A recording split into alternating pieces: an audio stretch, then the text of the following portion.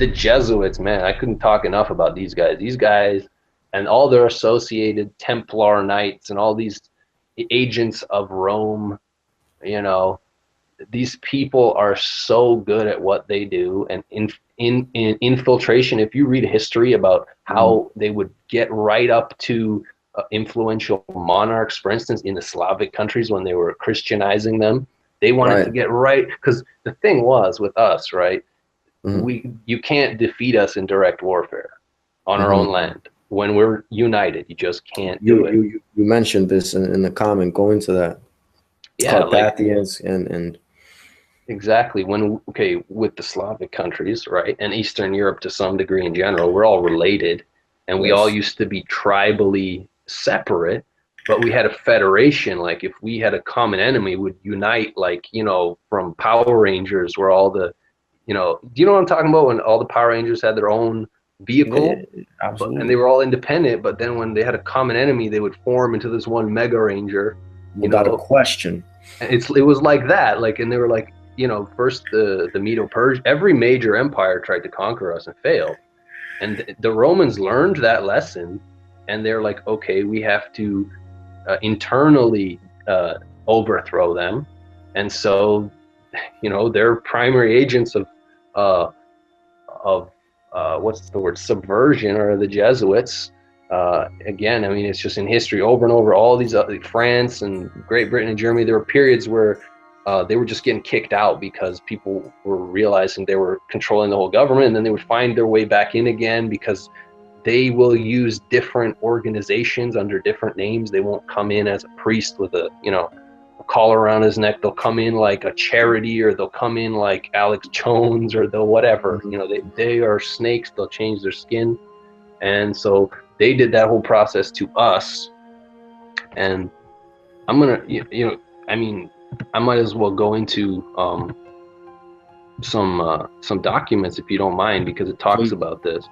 Please. I was hoping to get to this too. So, you know, when you look at that whole process, right, when we were integrated, first the Medo-Persian Empire, which was controlled the earth at that time, they tried to dominate us, and they couldn't do it. Then the Greek Empire under Philip, he got a taste, and he was like, I don't want any more of this. And you know, they just went on their merry way and conquered everybody else. You know, Alexander took a portion, but he never got to the heartland of Scythia. It just wasn't possible. You couldn't do it, right? It's just not possible. The Romans tried it repeatedly. They couldn't do it. On and on. I mean, you know, even like you look at Hitler, even, you know, he tried to literally do that. He tried to go into the heart of Russia, and it destroyed his whole army. The same kind of process there. Napoleon and yeah, exactly, Napoleon. Right. I mean, it keeps repeating, and I mean, they realized this. So, I mean, that's where Christianity came in the back door. And that's okay. Go ahead. Keep going. Okay. Well, I'll read why I say that. Right. There's this one book, and it's a small quote, but I think it gets to the point. And it's called The Origins of Political Order, and the author's Francis Fukuyama, page 239. It says the sociologist Francis Fukuyama describes Slavic tribes as seeing their kinship structure dissolve within 2 or 3 generations of their conversion. Holy shit. And I'll continue. Just, it's all on the same thread here. It says, this is another source, Polish. It says, about Slavs before Christianity and other scripts and letters, 1967. Says, future times will reveal that this truth, that when Christianity overwhelmed us, it washed away all our characteristic qualities, our independent spirit, and undermined in many sites of our land. And while we were shaped with foreign models, we became at the end strangers to ourselves. This is exactly what I believe in. Okay, you have more over there, or? Yeah, there's a book called The Jesuits by Boehmer, right? Let me just try to dig out the part I wanted to read. One sec.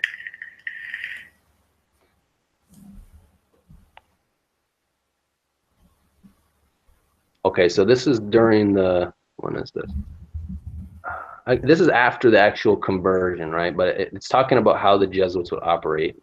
And they would try to get close to kings and be their priests, and they would confess to them and things like that. And it said, we can understand easily why this clever leniency made them such successful confessors. This is how they won the favor of the nobles and higher ups of this world, who always need the condescension of their confessors more than the mass of ordinary sinners. The courts of the Middle Ages never had an all-powerful confessor. This characteristic figure appeared later in the life of the courts, only in modern times, and it is the Jesuit order which implanted it everywhere. Mr. Bulmer wrote, during the 17th century, these confessors not only obtained an appreciable political influence everywhere, but even accepted and sometimes openly political posts or functions. It is then that Father Neidhart took the directions of Spanish politics as Prime Minister and Grand Inquisitor. Father Fernandez sat and was entitled to speak and vote in the Portuguese Council. Father Lachaise and his successor held the function of ministers for ecclesiastical affairs in the court of France. Let us remember also the part played, almost done, by the fathers in general politics, even outside of the confessional. Father Postavino, a pontifical legate in Sweden, Poland, and Russia. Father Patre, a minister in England. Father Bota, an intimate counselor of John Sobieski of Poland, as maker of kings in Poland. That's pretty significant right there. As mediator, when Prussia was made into a kingdom, one must admit that no other order showed so much interest in politics and deployed so much activity in it than the Jesuit order. That's all I got for that. Can you go into all of that in your own words? Yeah. So, you know, in fact, there's more documents. You know, I like to read the documents because they say what happened at the time. You had crusades even that happened, you know, into Jerusalem and whatnot in what? Yeah, so it was like 1st, 2nd century, something like that. It was right around, or 3rd century, something like that, right around. I think it was around 900. Or yeah, right. I'm thinking, yeah. Okay, so you had actually further crusades into the Slavic world that no one even knows about, and the results of which are totally obscured in the Western history because they don't want to talk about it, and our own documents are missing about this period. So it's very us as a identity as we are now, like for instance with the Polish national identity, it just popped up at this exact moment when they accepted Christianity, and before that it didn't exist. Well, this leads to one thing that has always kind of been in the back of my mind, always kind of bothered me, and leads me to my next question is, was Christianity again one of those very powerful tools, like you just mentioned, that has destroyed, I mean, obviously it has destroyed our identity? Because to me, Christ, to me personally, is the Messiah, you know, personally. And you know, there was, you know, Christ taught love and acceptance and unity, and so there's nothing bad in that. But from what I know is that we had our own way of living and way of because just like you said again in the past, that, you know, the New Testament itself, you know, was for the Hebrew people. And I even heard things like, you know, Christ before the crucifixion, you know, telling the apostles, you know, go east, go west. Like you said, don't go to Gentiles, but specifically don't go north. Because to me, the Samaritans in the Bible are the Sam Aryan, which is the, you know, the Slavic people, the Aryan people. And once again, I always have to say this for whoever's going to watch it. I'm not talking about the Aryan race that Hitler was supposedly imposing, but the real Aryan people. And Christ said, the reason for that being is because they already live by their own closeness and law to the creation and to God.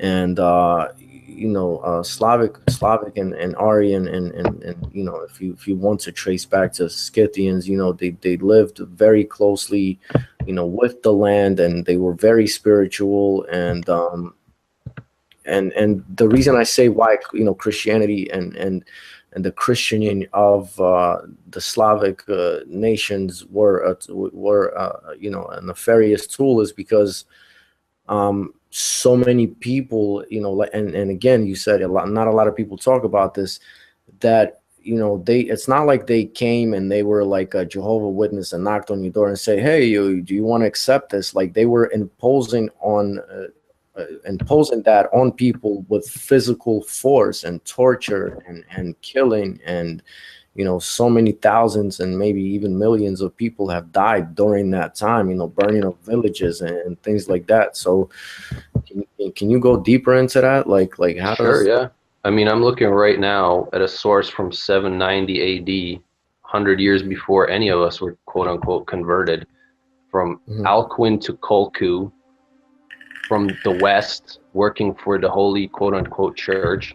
And he said, in the first place, your belovedness should know that by God's mercy, his holy church in Europe enjoys peace, gains ground, and grows greater. For the old Saxons and all the people of the Frisians have been converted to the faith of Christ under pressure from King Charles, who has won some over by rewards, others by threats. So there he's talking about some of the other tribes, and these are not Slavic per se, right? But some of the remnants in Western Europe that Rome had not totally overrun. But what you have to understand, and people have to understand, is that Rome never, as I said, could overrun Eastern Europe. So they never had any foothold there physically.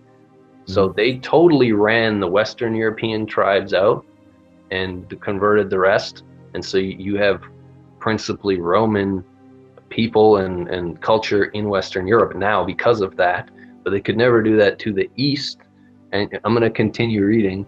Moreover, the said king last year fell upon the Slavs, who we call Vends, which is the old name for Slavs, with an army and subjected them to his authority, right? And this is just one source, and it's talking about that time period that, we were being converted by the end of a sword, And there were some who chose it as well. I'll get another one. Let me see here. I mean, it's kind of long. I didn't highlight the meaty parts. So it's okay. This is all good stuff, man.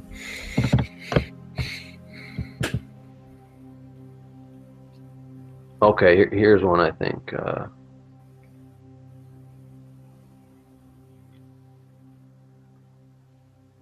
I'm sorry. Give me a second. No, listen,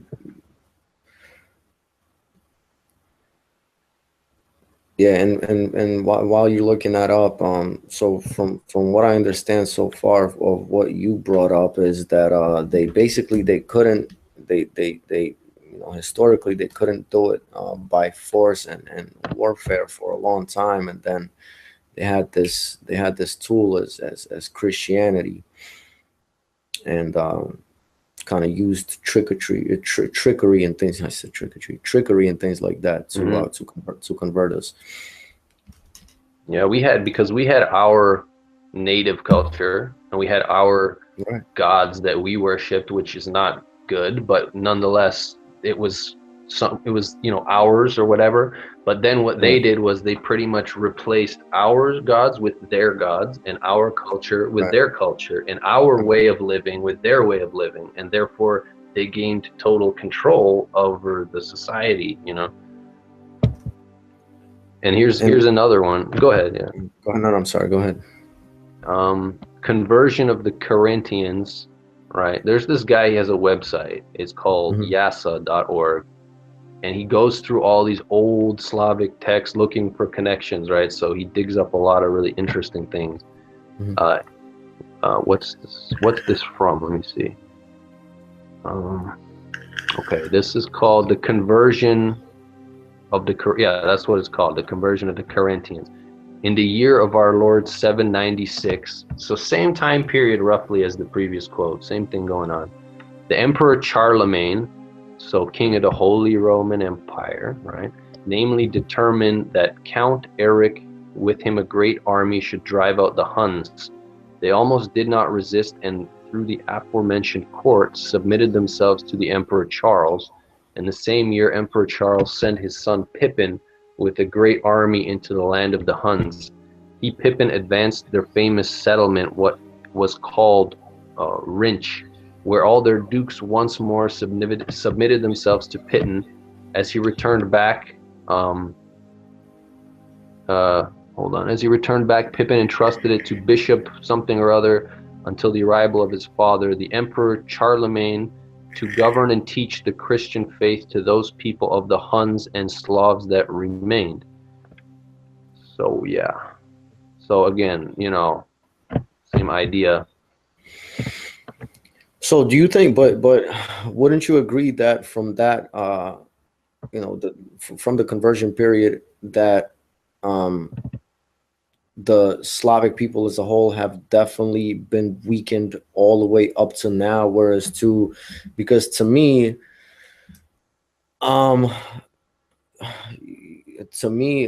we could, you know, if we were to come together, we would be, you know, very powerful and living in abundance, and yet we have such things right now as the war in my country, in Ukraine, where literally you have a brother going against a brother. Mm-hmm.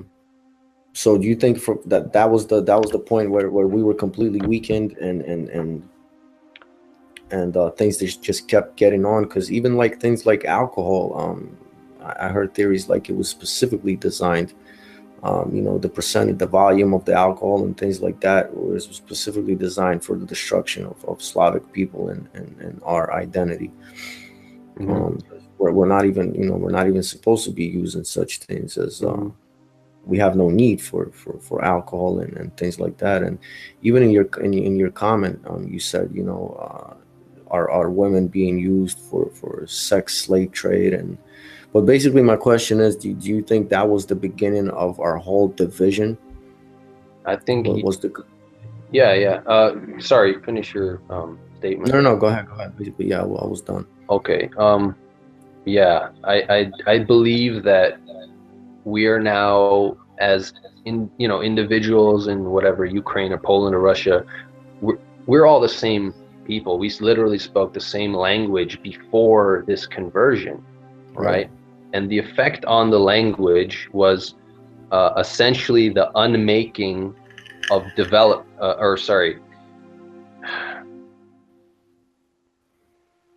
It's okay. Let it come to you. Let it come. It was like it was because the church, right? They. Sorry, I'm having difficulty with this point. Okay? No, it's okay, because I myself always have trouble with it, completely expressing what I'm thinking and actually putting it in words, man. So, but you throughout this whole thing, you never had a problem. But if you're letting it come to you, please. Let me say though, right, in general, that it put ideological snares in us in like 3-4 different ways, right? Because whereas before we had a common understanding that we had a common ancestor, you know, even though we had our little areas that we lived in, we were tribal, but we knew we were all related. Right. And we were injected with 2 different kinds of religions, 7 different kinds of languages. You know, you understand what I'm saying? Absolutely. And so they put in lines in every way possible to divide us. And then on top of that, the government themselves were no longer ruled by us, because once the Romans came in, they were, you know, the church was ruling. Yeah, they were giving us information that they wanted us to know. As opposed they were even ruling the, you know, politics, like I was quoting with the Jesuits and whatnot. Their agents, even if there was a superficial king who was quote unquote Slavic, he was just a puppet. And it was that they basically just took that process they had used in their own countries, right?